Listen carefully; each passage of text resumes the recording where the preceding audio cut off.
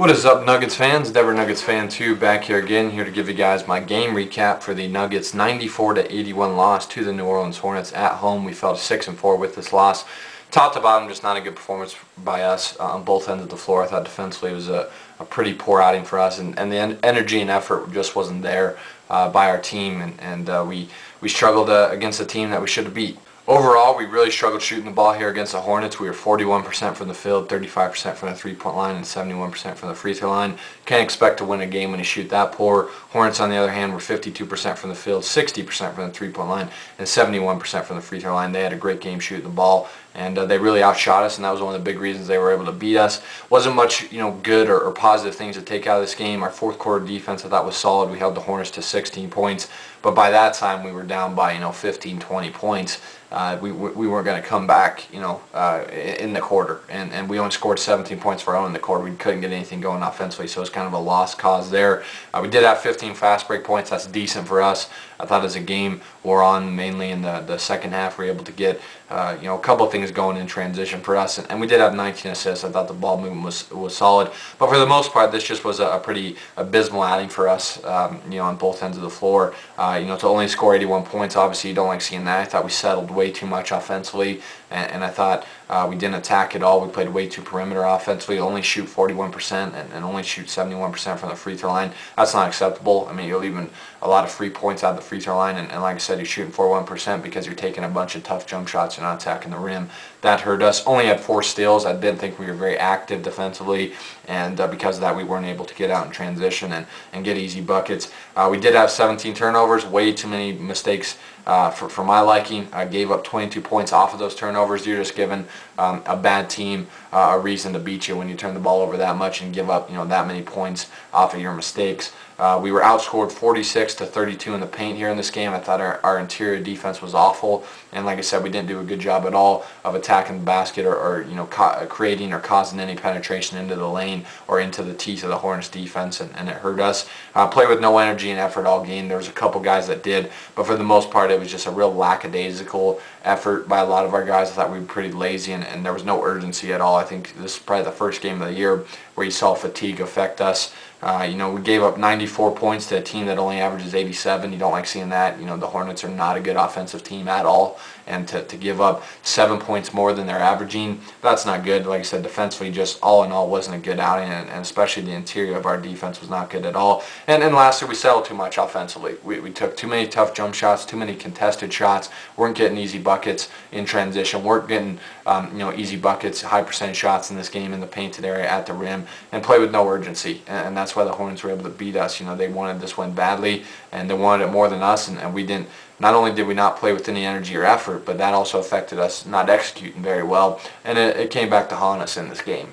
Now looking at some individual performances, starting with Gallinari, he had 15 points, 4 rebounds, 3 assists, and 2 blocks, with 6 of 12 from the field, 2 of 6 from the three-point line, 1 of 2 from the free throw line. Thought he settled way too much offensively. He wasn't that aggressive, or wasn't doing a good job attacking the basket. I thought he did a good job of it in the first quarter, but as the game wore on, it looked like he got tired, looked like he was somewhat fatigued, and he settled way too much for the three-point shot. And when Gallo does that, he really limits himself as a scorer. When he's most effective is when he's able to attack the basket, be aggressive offensively, and get to the rim. That's when he is going to drop 20 every night, when he finally gets that. And he's starting to understand that. I think he's done a phenomenal job of setting up his perimeter game offensively with his ability to attack the basket and get to the rim this season, but just wasn't a very good game from him. Defensively was okay. He did have 4 turnovers. You don't like seeing that, and like I said, settled too much offensively. He took too many jump shots in this game. Ty Lawson, I thought he was one of the few guys that played with effort and energy all night. It looked like he was trying to win the game,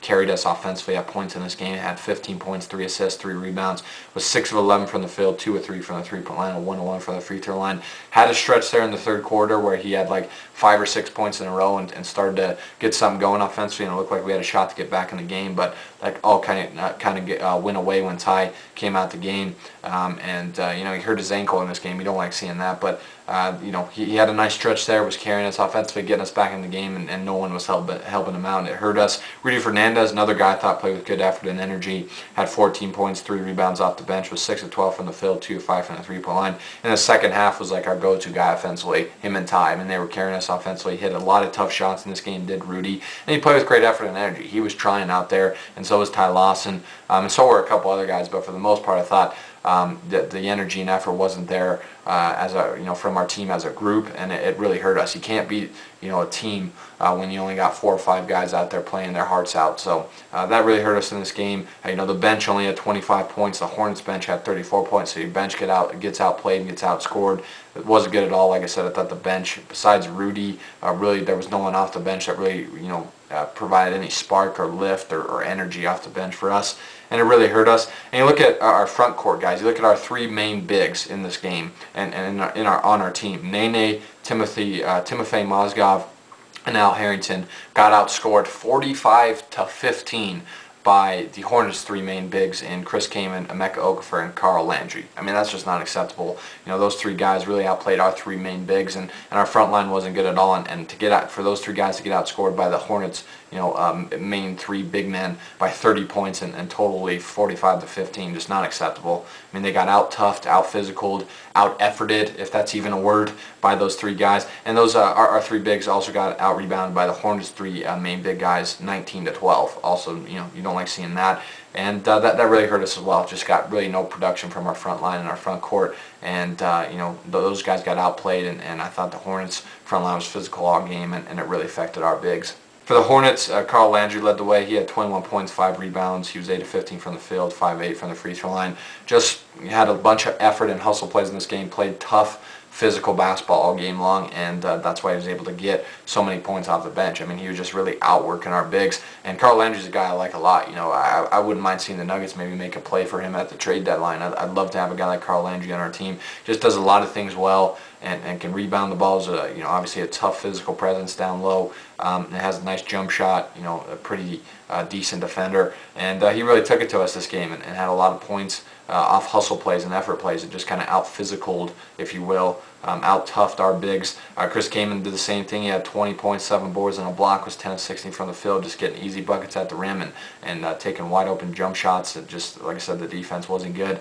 And lastly, Bellinelli for the Hornets had 19 points, 2 rebounds, 2 assists. All Bellinelli can do is shoot. That's basically the only reason he's in the NBA is because he's got a nice shot, he's got a nice stroke, and he was 8 of 13 from the field in this game, 3 of 4 from the three-point line. Just left him open way too many times and gave a great shooter a lot of spot-up shots and open shots that killed us. So terrible effort, terrible execution for us, especially defensively and offensively, and just not a good outing, kind of a clunker game, if you will, for us, and tough loss for us. So Nuggets fell to 6-4 with this loss and moved on to play the New Jersey Nets.